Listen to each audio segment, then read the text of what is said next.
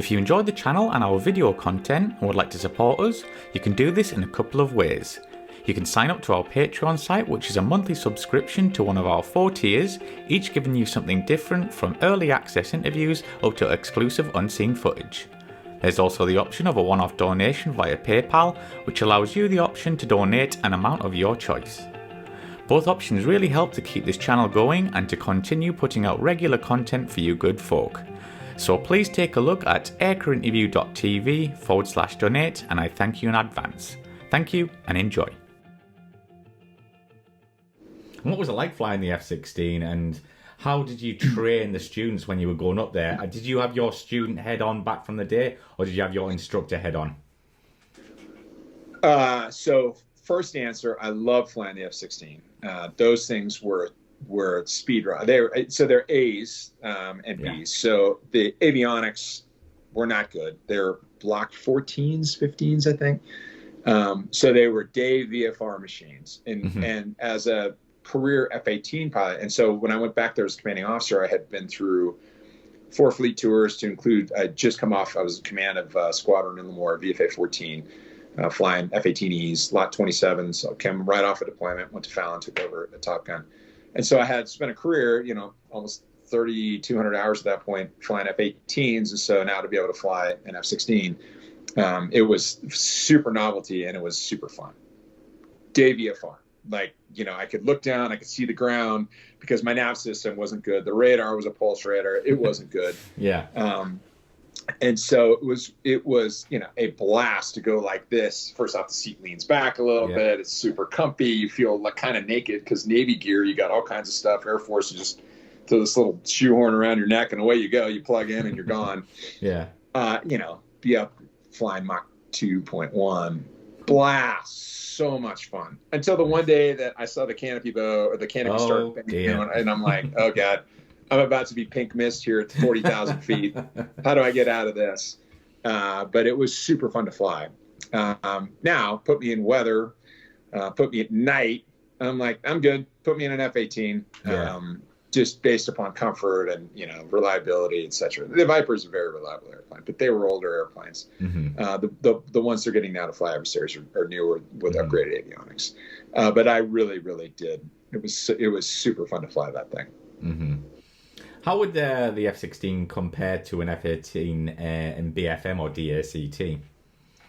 Good question. And so, spoken as a Navy fighter pilot, I would want to be in an F-18 pretty much over everything. Now, F-16 definitely has its strengths. It is not a good slow speed fighter. So the F-18 strength, like an F-15 built by Boeing, both when they get slow, they dig in, they're very maneuverable, and they have all kinds of weapons and radars and able to shoot. F-16 does not. 25 Alpha limited.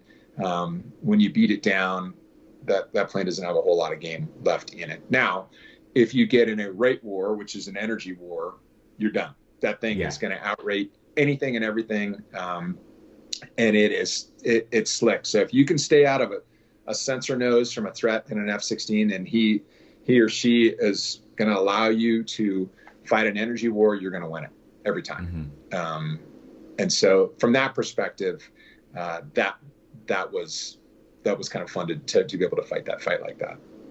But in a vertical, slow speed, F-18 wins.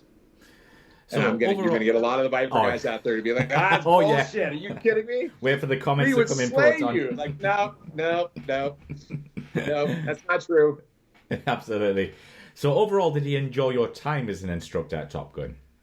Oh, immensely. As I said a while ago, the ability to be a professional athlete, and that's what you are. Instructor at Top Gun, you're a professional athlete. This is as good as you're ever going to get at your chosen profession, because that's all you do. You fly, you study, you train, you just get better every single day. When you're in an F-18 squadron or an F-15 or F-16 or F-22, you have collateral duties. An operational squadron, you're going to fly, but then you have stuff to do over here. You're the line division officer, you're the maintenance officer, you're whatever. You have things that take away your focus, rightfully so, because you're trying to lead. You have sailors that work for you. You have other responsibility. At Top Gun, it is flying. I mean, it is how to be a tactical savage 24/7. Be good at your craft, be smart, be thirsty, want to get better, fly with and against the best fighter pilots in the world, both the Navy and the Air Force and the Marine Corps, because we would do plenty of exchanges with the guys down at Nellis. And that's why you're just immersed in it. And so you are a professional athlete. And so it was interesting, you know, it's such a grind. When you leave Fallon as a lieutenant, you're ready to go. You know, it's been a 24/7, 365 for 3 years. You have seen you assess it, you've seen everything. You've ton of flying, which is great, a ton of teaching, which is great, but you're just burned out, you're ready to go. And it was funny. I went off to my training officer tour, went back to Lemoore, and I was there about a year. And I finally sort of had this epiphanal moment where I was like, oh man, I had it so good. I had it so good. All I was worried about was like my craft. And now there's all these other things. Yeah. And so most guys are ready to leave, and then most guys want to go back. It's just sort of how it works. Yeah. You just need to take a knee, reset. Life is about perspective, you know, and when you step away from something, when you're so close to it, you know, you can't see it. You step back and you're like, whoa, that was, how do I do that again?